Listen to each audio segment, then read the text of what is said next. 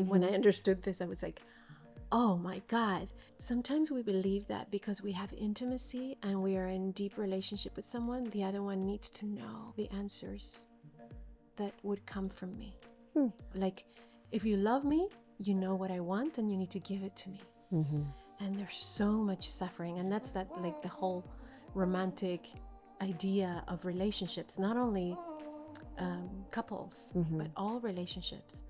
And actually giving the freedom and the opportunity to the other to change their minds or to evolve.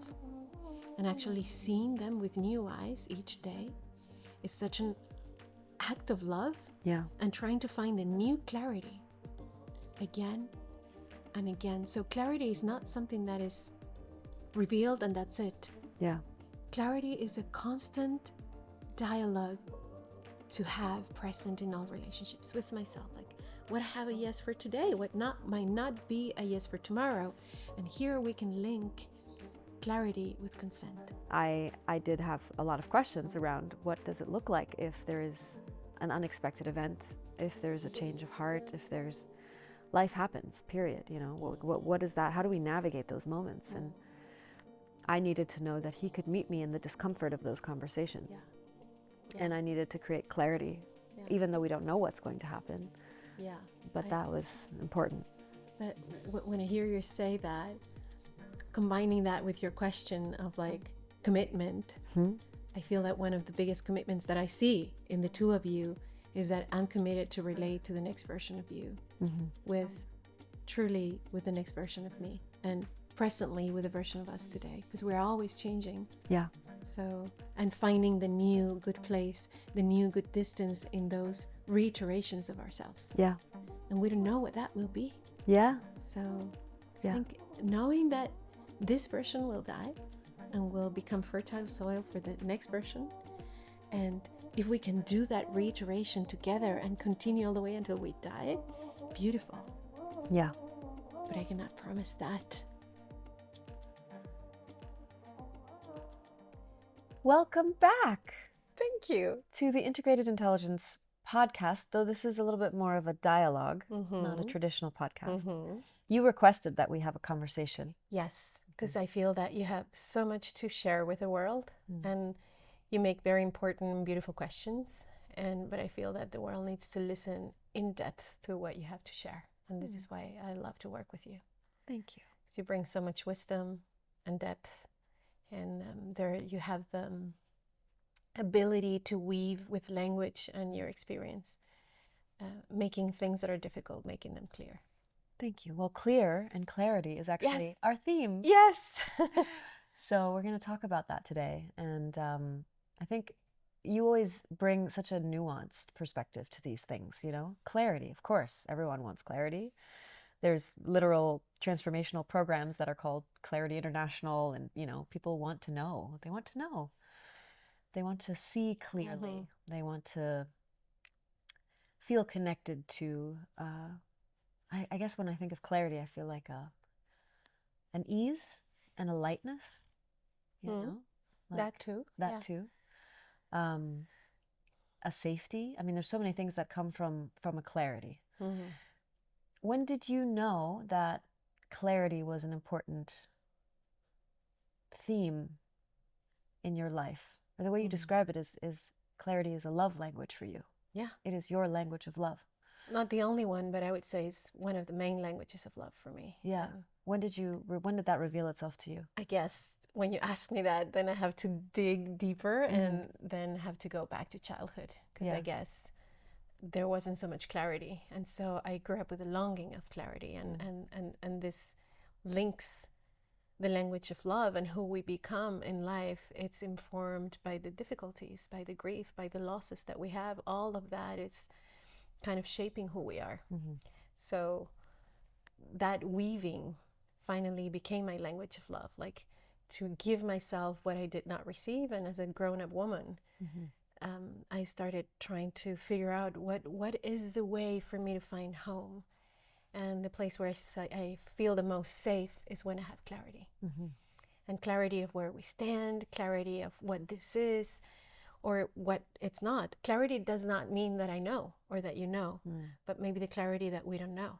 maybe the clarity that we're in an exploration or an explorationship, as I like to call some of the moments that we explore things in life.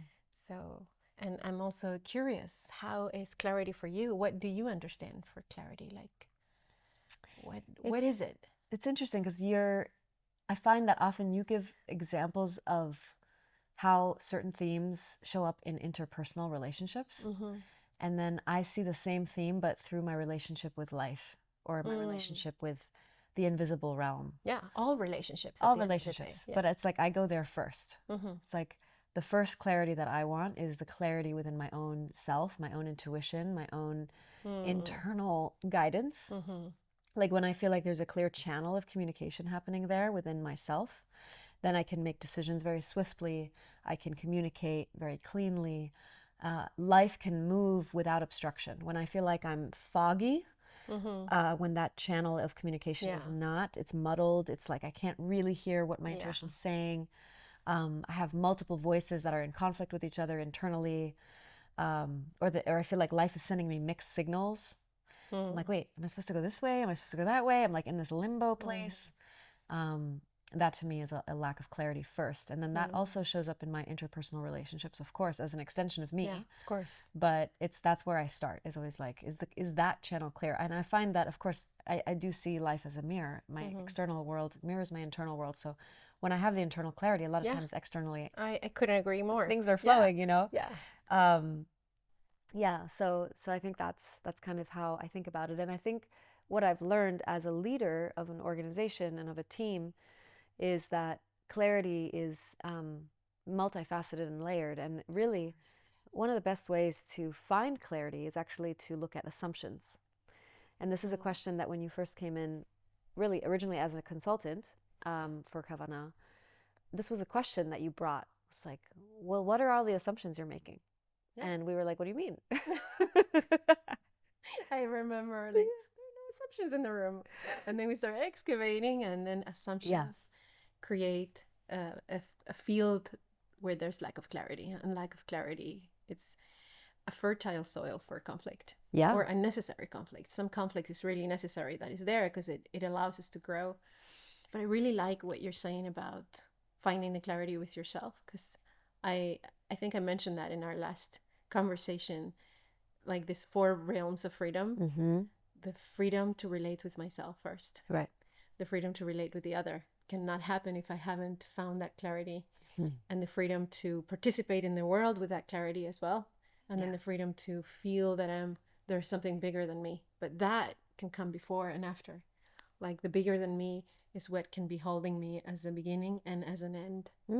So it's I hear you that we need that clarity with that. And some of us need to be in reverence, need to be in that clear place where I am also choosing to be humbled by life again and again, and to revere something that is bigger than me and know that I will never understand that. Like there's something. So yes, clarity, and also it's like the paradoxes of life. I'm looking for clarity, but I'm also relating with something I will never understand. Well, I love what you said, that sometimes clarity is being clear that we don't know, or that we don't need to know yet, or that it's actually not the right moment to know. And that can be clarity, because it's just owning that fully, you know? I remember, right now, I don't know. when Benjamin and I were going through this really painful back and forth with this house and whether we should remodel it or not, and we had water damage and mold issues, and there was like this urgency, and then our permits were expiring, and there was all these like external influences that were making us feel like we should do it, but we didn't have a full clear yes in our body, and we kept going back and forth, and there were so many things that didn't make sense, and we were just finding ourselves in these like hour-long like looping conversations, you know, like what about this and what about that, and all just from our intellectual mind. And finally we were like, we need help, we need someone to tell us what to do. And we sat down with a very gifted friend of ours, Peter, who's a coach, and so he said, what would it look like to give yourself full permission not to know? Yeah. Like, that's you clarity. Actually don't know. Exactly. You're just you're in resistance. And we were like, oh, we can do that? Because the mind is like, but there's all these reasons why you need to know, and you have to know, and you have to make a decision, and people are waiting on you. And at the end of the day, it was like a relief. It was freedom. Yeah. And then what happened is life kind of made the choice for us. It was like, okay, sometimes you surrender and life has its own inertia and momentum, and all of a sudden it was happening and we were like, okay, I guess it's meant to happen. You know? And So, allowing life to give you that clarity. Like even yeah, space, the space of not knowing also creates, um, again, this fertile soil for clarity to come through, like yeah, to be filled by it. yeah, So it comes from within, and it comes from it's an external conversation and an internal conversation at the same time. yeah, And then it meets inside, it meets in the middle. Because I really feel that free will, which we talked about last time, is not, oh, I'm clear and then I do this. yeah, It's, yeah, I'm clear that I'm going in this direction, and then life shows answers. You know what is happening. It's a combination of relating with what is. yeah, Yes, not only relating with what I want. yeah, So clarity brings those two things to a balance. yeah, That's what I feel, and that's what I can relax when the other one can tell me what they are, where they actually are. yeah, And I can relax with myself when I find that place of, ooh, now I don't know. So I need to sit and feel and wait for the answer. yeah, Or now I know, this is my yes. Or maybe now the only clarity I have is that is no. mm-hmm, And then when I have only a no, I don't act. mm-hmm, So I wait until the no reveals the yes. mm. Right? Because every no, it's an expression. If there's a no, it's because there's a yes. And sometimes the journey from a clear no to finding what my yes is takes time. Yeah, Do you know yeah, what I'm it makes talking about? sense. Yeah, Yeah. for sure. And I think the no can feel like such a closed door, but really it's just opening up another door or another series of doors, right? And maybe that's not so obvious right away, but the clarity of no and then being in the discomfort of that Yeah. can in a moment later reveal something new that could not have been revealed if the no wasn't clear. Sometimes the yes is so clear. I feel that the yes is always so clear, but it's not, we're not aware of it. That we are only aware of the no's that are around the yes. Mm. But there's a yes, there's a path that is there within me because of who I am. Like you always talk about, I am designed this way, Mm-hmm. right? And being designed in a certain way, it's another way of saying it is that we all have a yes that we need to unearth, Mm-hmm. right? And the no is just informing. It's like the cramps going to that yes, Mm-hmm. and then we can find the clarity of no or the clarity of yes. Yeah. But all the no's are informing that yes. It's the guardrails of the path in a way for me. That's a wonderful question for all of us to ask ourselves. Like, when or what are the moments when we feel the most clear? Mm-hmm. What is the thing that unlocks clarity for you? And I think it's different for each one of us. Absolutely. Like, and that's a wonderful thing for everybody to like take a moment.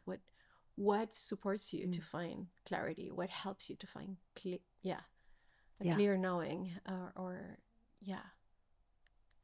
So I love that you're bringing that.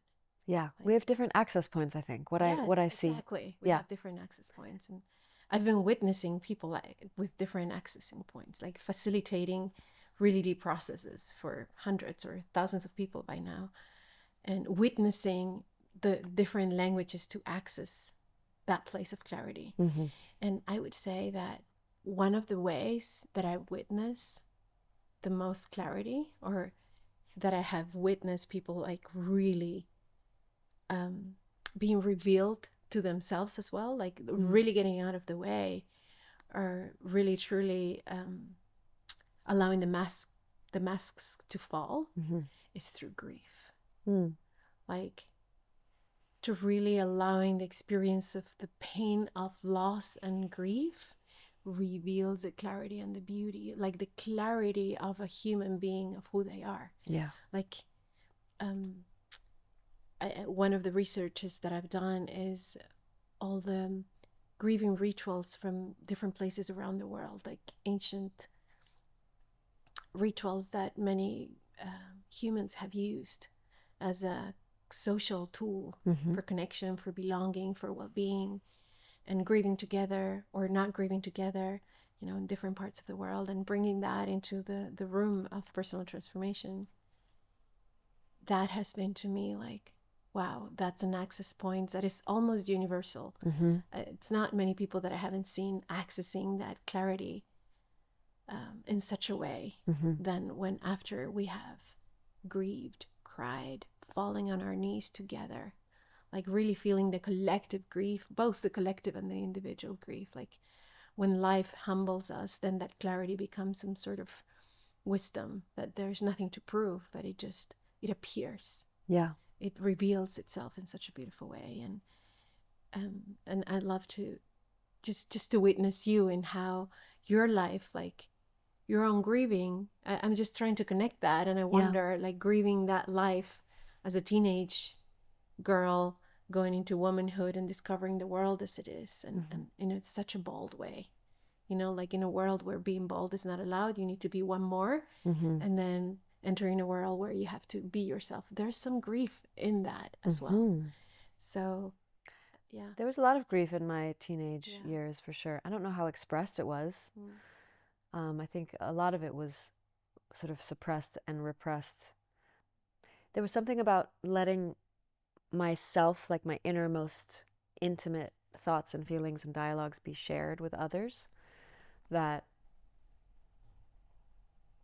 was healing and liberating and freeing, and also gave it was like it I could see how it was a vehicle for intimacy. Like it created intimacy with people, even friends that I was very close with. I remember sharing this with a good girlfriend of mine at the time, and we had been just very close, but we had kind of a fun, playful dynamic, We talked about boys and all sorts of stuff, like it was fun.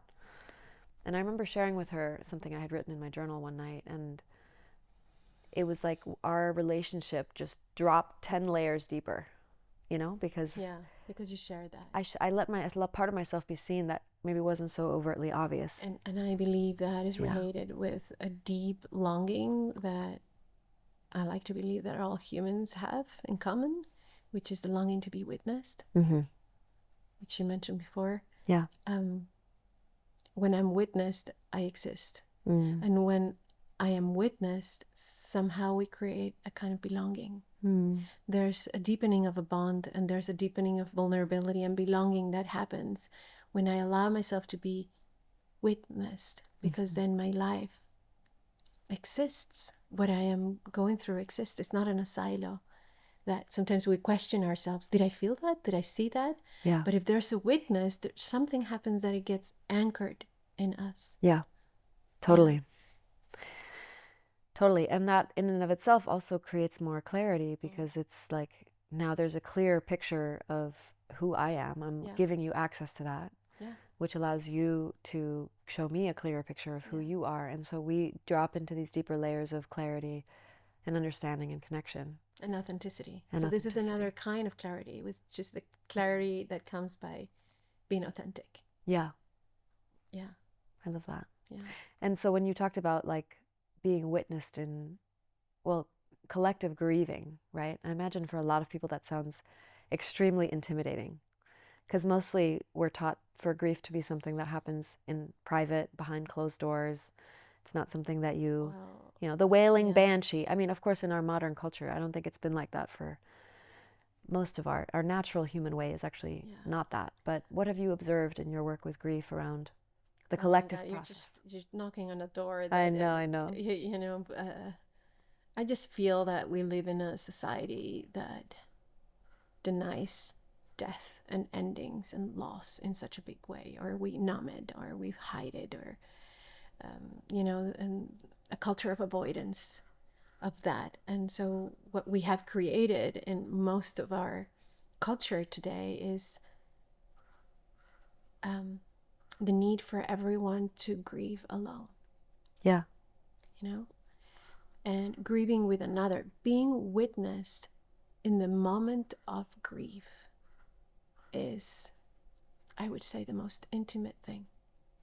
I've had a few moments of being deep in the crying on my knees and being so grateful that somebody was there, and I could open my eyes full of tears and be witness in that moment. Something happened to my soul. Something happened to my being that just went. anchored deeper into this being a human, and so there's a lot there that I'm not sure today is the right day to talk about that, but maybe this could be a conversation that we could go deeper. The denial of death, the denial of loss, and the collective grieving, and having that as part of our traditions in our families. Like, our sometimes we don't know how to be with our teenage kids. Like, they're going through a process of grieving, and how do we create that space for them? Or just yesterday and today, I've been talking to two people that have lost in the last 48 hours humans in their life that just passed, and just being there to listen to them, and understanding. And yeah, more people. Like, now that I think about it, this week has been really kind of a portal for a lot of beloveds of my beloveds, and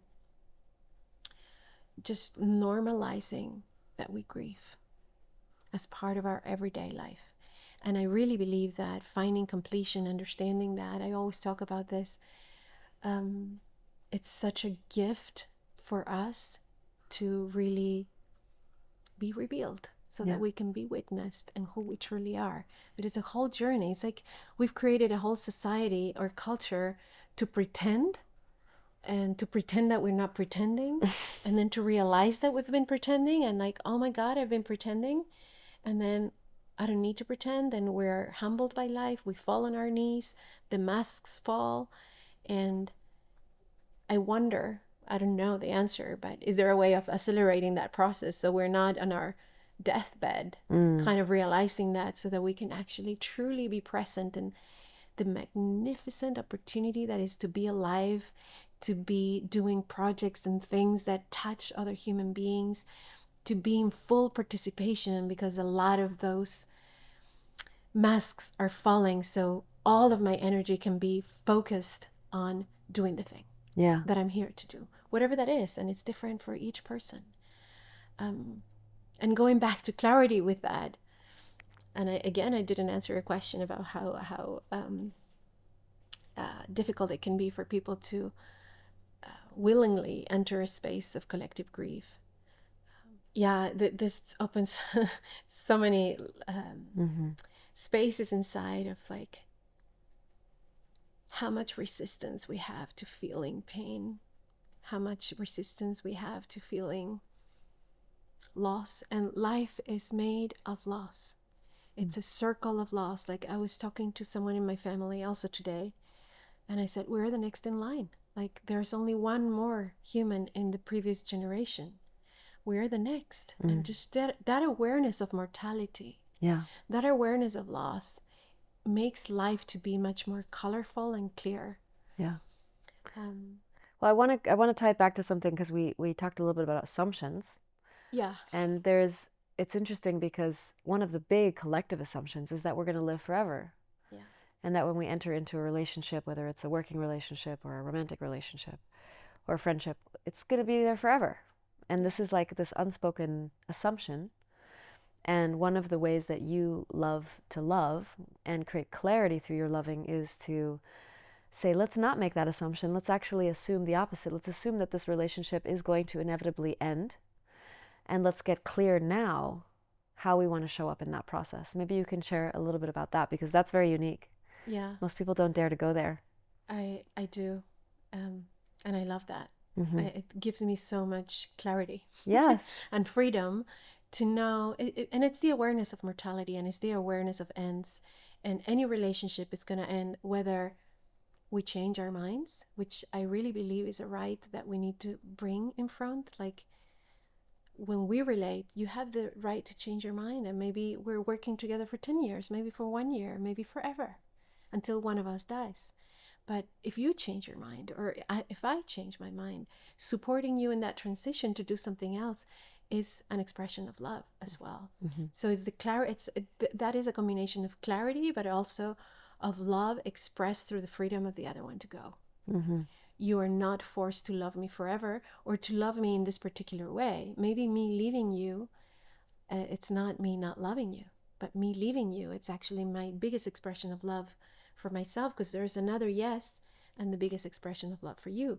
Or maybe we choose to stay together our entire existence until one of us dies. And that's beautiful as well, but we're not forced. And so knowing that I will be there for you if you change your mind, or I will be there for you if you die, and that you will be there for me if I change my mind, and you will be there for me if I die. That's an agreement we can make now, you're saying? That's an agreement we can make now, and I feel that we're afraid of going there. Like you're talking about endings in the beginning. No, it's true, because I don't think we have the assumption that we're going to live forever. We just deny the awareness of mortality, so we don't want to go there. We don't want to think about it or talk about it. And I would bring this subject to schools for kids to understand, to bring kids into the moments our ancestors or the people in 1 or 2 generations before are dying, to have the kids there in that conversation of death, to include rituals, to include traditions about death. And those, like in Mexico, for example, it becomes such a colorful thing. It's a party, the day of our ancestors. We're going to go talk about that or talk with them. But also the process of dying, like the wisdom that is in hospices, and the moment of dying, like witnessing those moments as well. So the death of a relationship because you're leaving and everything that happens and is revealed through that. But the process of someone dying and being there in that moment, like I remember my stepfather when, this is a very personal story, but I love to share it because it was so life-changing for me. In the hospital, they don't really have a way of telling people that they're going to die. So the doctor told me he has X amount of days to live. My mom was in denial of him dying. And there it's me and him. And then I remember my mom went out of the hospital and it was just me and him, and I knew.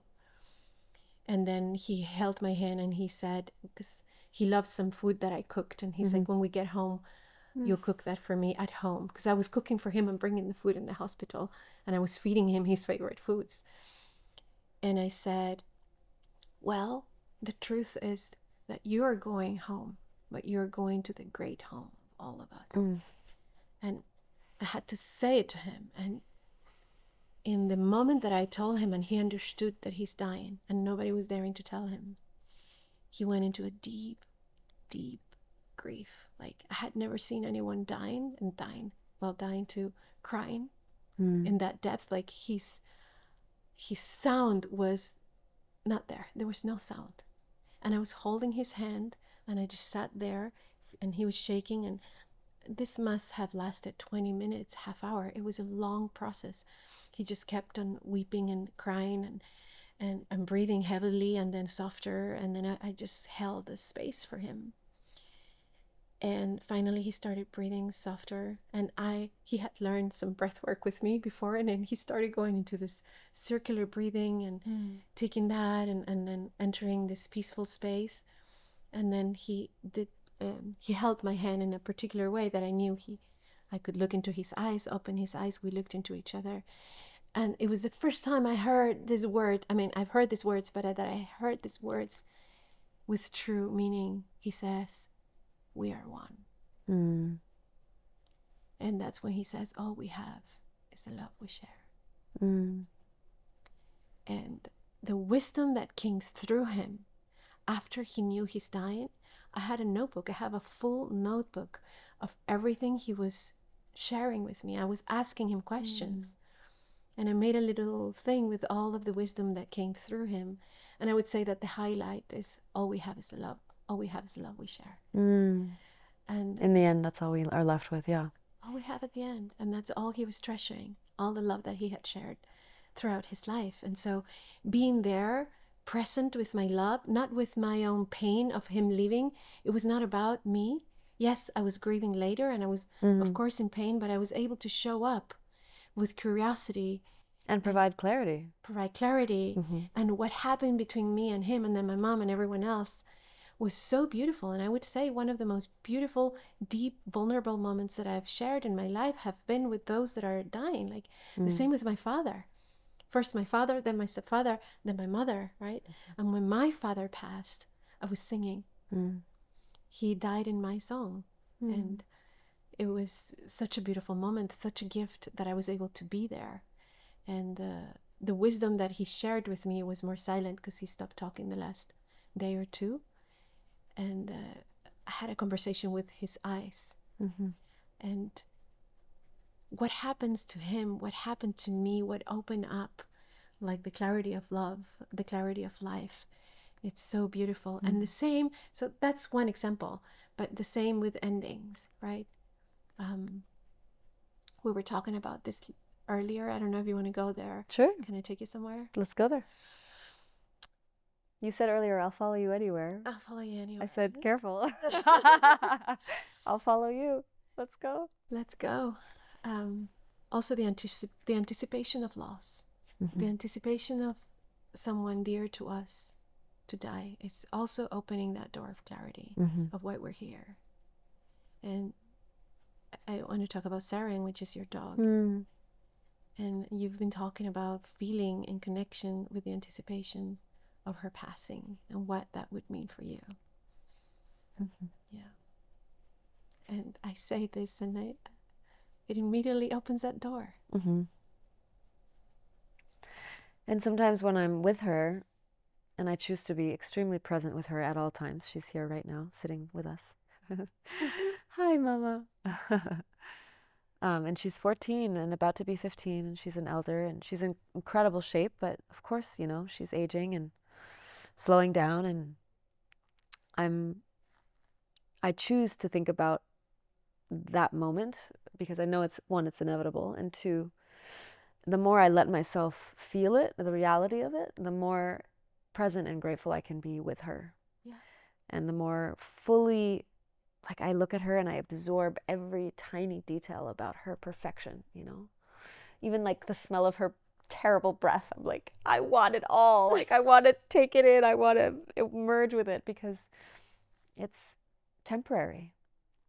Yeah. And that's what makes it so exquisite and so special and precious, is that it is not guaranteed forever. And it's so interesting. I didn't think that when we started this conversation about clarity that we would talk so much about loss and grief, but it makes sense because on the other side of a big process around grief, and I've had these processes where just something takes over and you're cracked wide open on the other side. It's like you're like wiping the lens of your glasses clean, and all of a sudden you can see again, you know, like there is a clarity that comes on the other side of that is so precious. Yeah. This too shall pass. Yeah. And Todo pasará, todo pasará. That's a song that we sang the other day, yeah. And yeah, that's beautiful.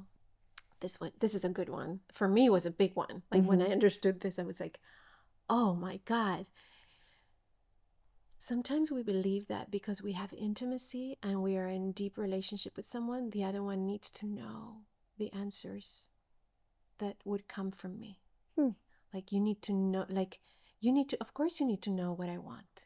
It's like, if you love me, you know what I want and you need to give it to me. And there's so much suffering. And that's like the whole romantic idea of relationships, not only couples, but all relationships.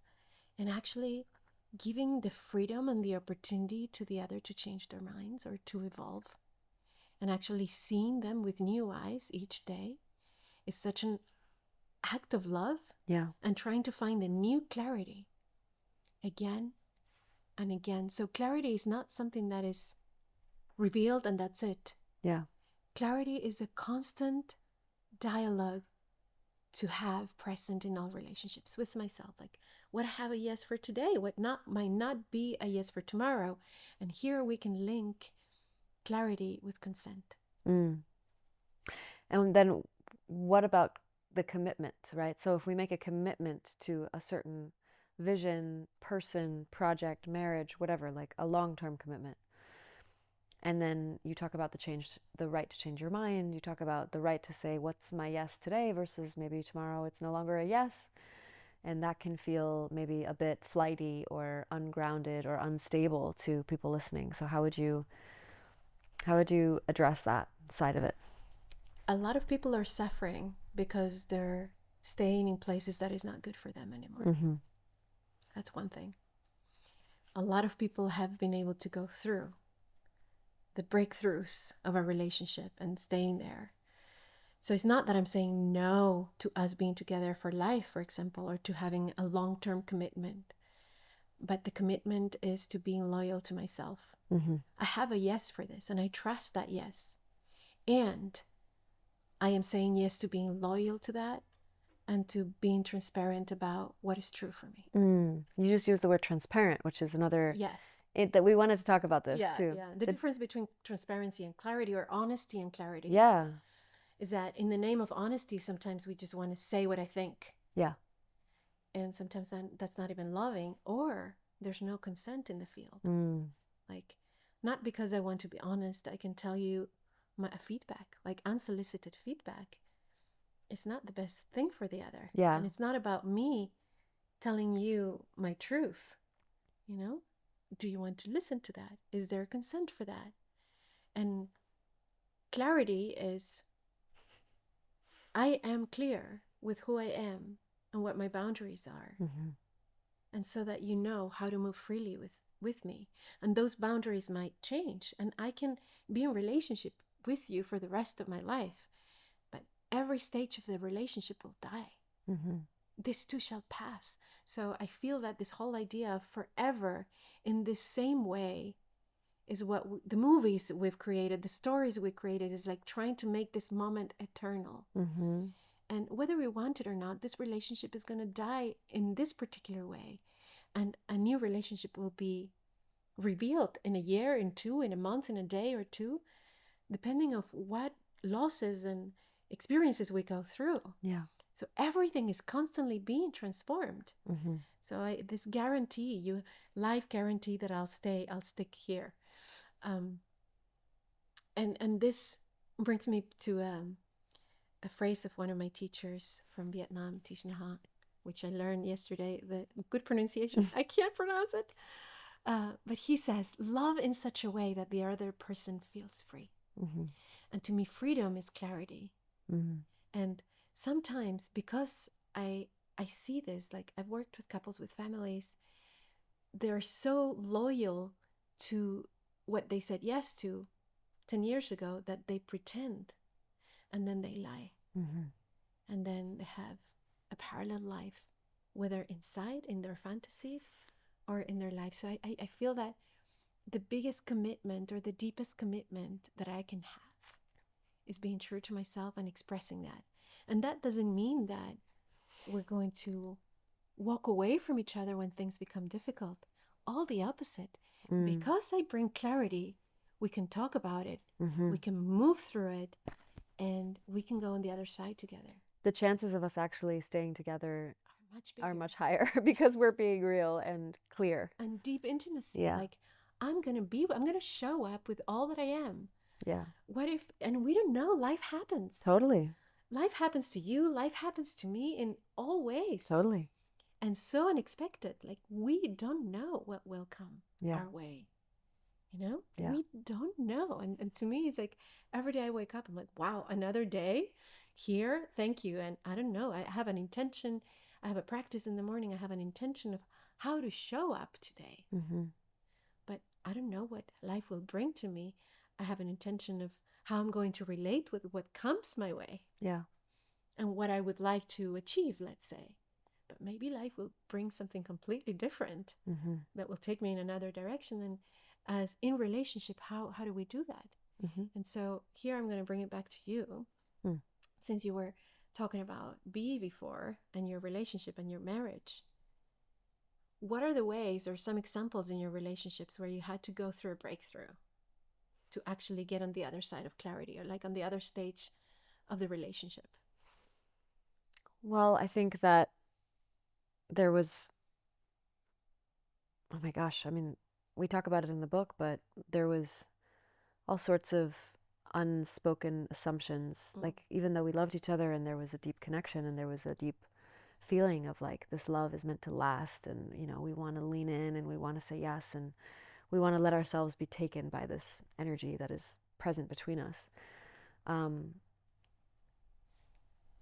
Once the intensity of that initial, 6 to 12 months kind of started passing and things became a little bit more routine, and we were living together and like building a life together and saying yes to all these big visions together,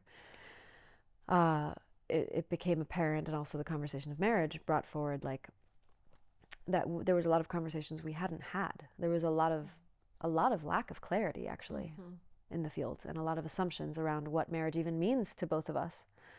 And so being willing to go there and have those conversations and explore the possibility that we might not actually be on the same page about these very important topics was like very edgy and risky and scary, and created some big breakdowns, and then also eventually some big breakthroughs. But I did have a lot of questions around what does it look like if there is an unexpected event, if there's a change of heart, if there's life happens, period. You know, what is that? How do we navigate those moments? And I needed to know that he could meet me in the discomfort of those conversations. And I needed to create clarity, even though we don't know what's going to happen. But that was important.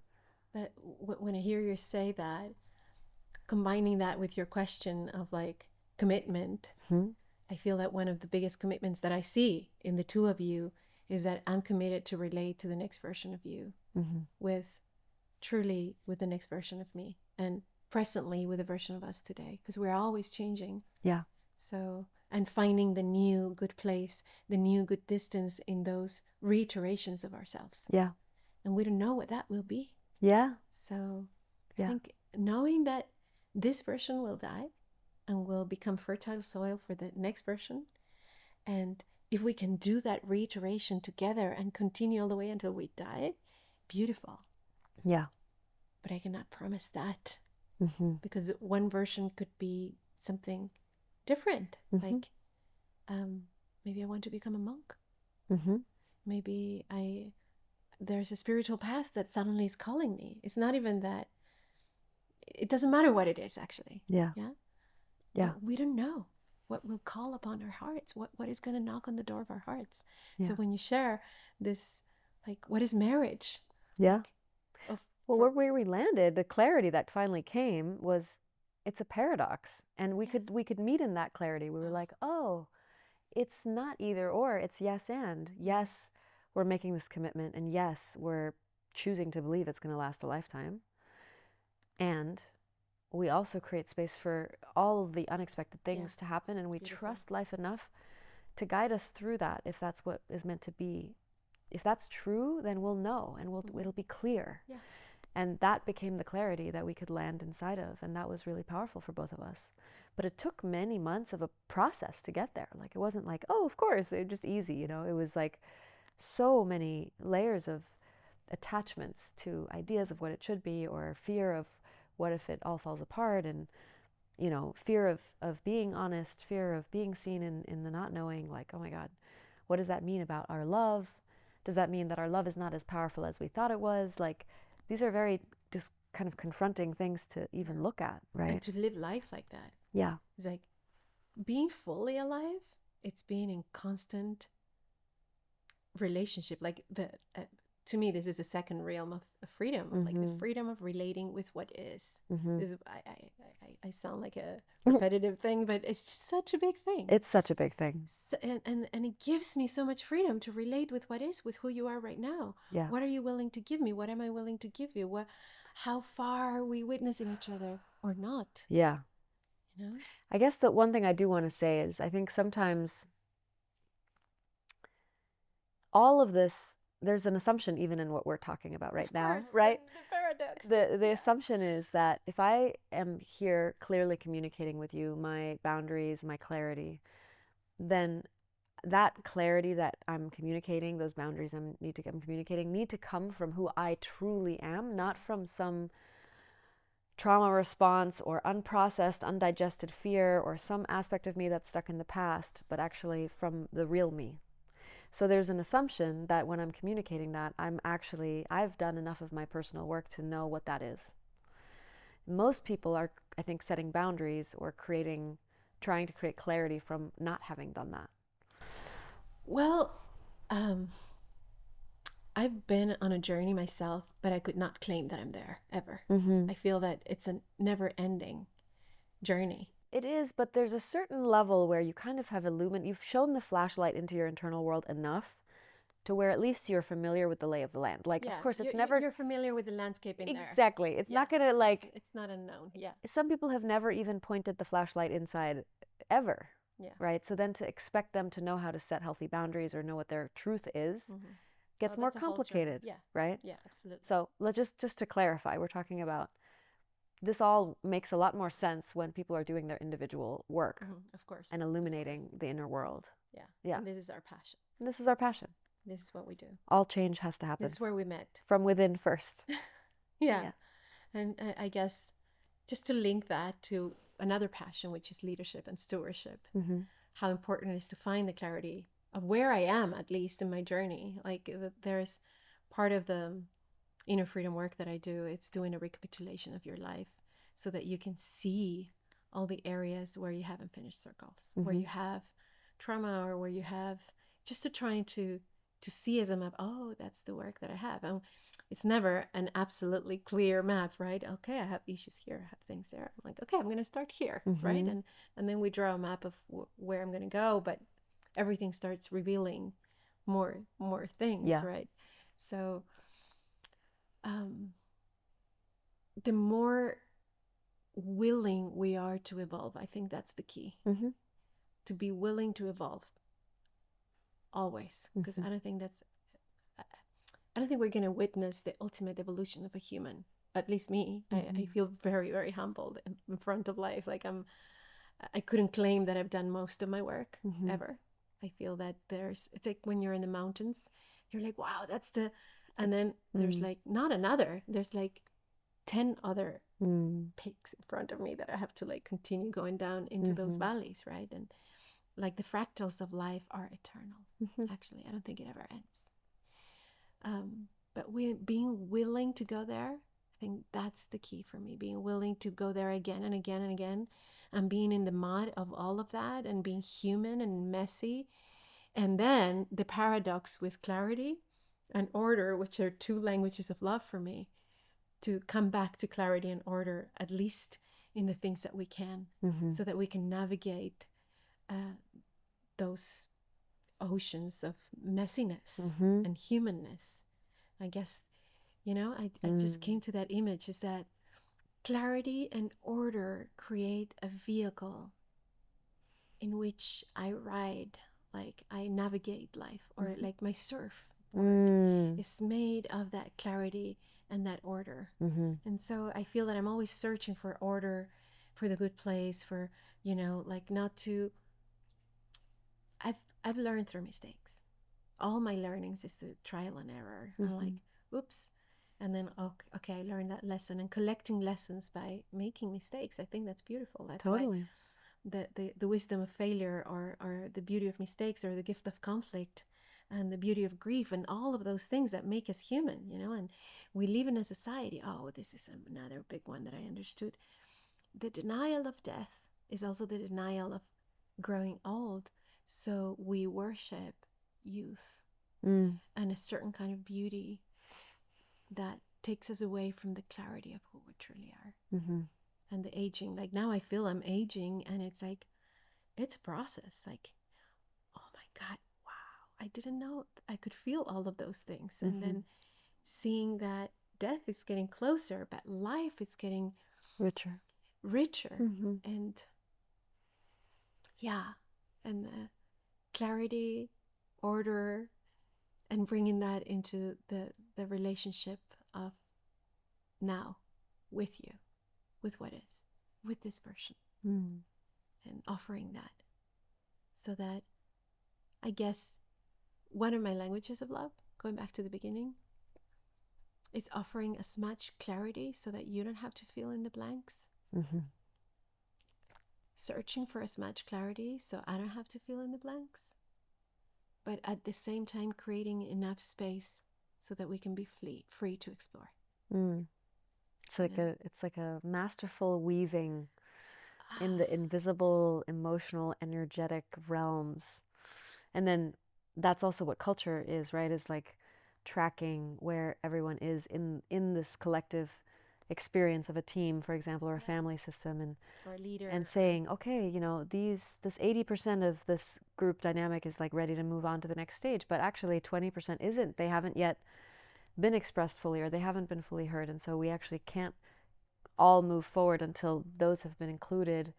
And bringing clarity to that acknowledgement that hasn't happened yet. Like, these are the ways that I've seen you bring all of these concepts and tools and perspectives that might seem a little bit sometimes hard to grasp, but into like actual team meetings, you know? Like, hold on, actually, I'm going to raise my hand. We're not ready to go on yet. Like, there's still something that hasn't been acknowledged in the field.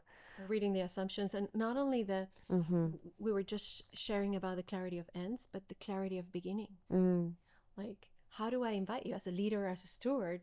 I have the responsibility to offer as much clarity of this culture and of the place that we're inviting you in as possible, so that you can feel free and to do the thing that you're here to do. And if there's ambiguity and we don't know, and we're inviting somebody new, it's possible, but it takes a lot more time and a lot more energy. So creating efficient systems for people to come in and move out seamlessly in an organization or in a project, in in a culture, I need to have as much clarity and as much clear boundaries, and that is also informed by what is needed. What is needed and what is not needed. And in a personal way, what are my needs? What are the needs of this field, and what are the boundaries that are informed by those needs? And when I relate with you, for example, I feel that since we met until now, there's a more refined way for you to express your needs. And how do we do that in love, with love, like, and being aware of the other? Like, can I come now? No, I'm busy, for example. Right. Can I come now? Well, now it's not the right moment, but I would love to see you later. And how do we create those boundaries in a way that is still loving? Totally. Not only in interpersonal relationships, but as a leader, to create safety. You know? Totally. It does boil down to all those little micro interactions. Back to the same thing. Those little text messages, WhatsApps, you know, Instagram DMs. Like, how are we showing up in the micro moments is really what ultimately creates the collective field of our reality and how people perceive us. And then also our reputation, the thing that we are known for, you know? Like, you can be known, and I think you are known, for a person who leaves clarity in your wake. Like, as you move through life, the movement of Astrid through life leaves clarity behind, which is a gift and an offering to others. Whereas some people leave chaos behind. Some people leave breakdown behind. Some people leave confusion behind, right?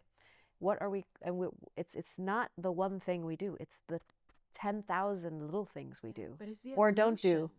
Because I was also leaving chaos and confusion behind when I was younger, because that's where I came from. And that is what has been informing my own evolution into clarity. Of course. I also did that. I left a lot of chaos behind. And I'm still learning. Like, sometimes when I'm like not clear, I'm like, okay, now my way back to clarity is, or offering clarity is faster than before. Maybe before it took me 2 years. Maybe now it takes me 2 weeks or 2 hours. So the way back is faster. Let's do a game. I have a game for you. So you can go, and then me, and then you, and then me. Okay. What are the benefits of clarity? Ease. Freedom.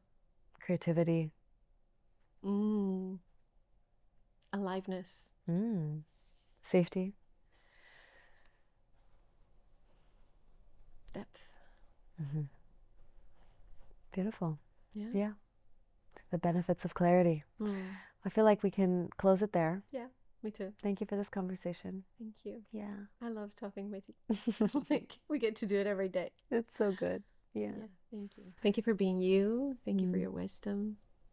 Thank you for what you bring to the world. And it's just want to say that it's such an honor to witness you willing to evolve every day. And that I hope for those that follow you or know you, for them to also know that there's such an amazing woman with a vulnerable, willing heart to grow again and again, and get up again and again, being kind, being generous, Mm. Thank you for that. Thank you. I love you. You too.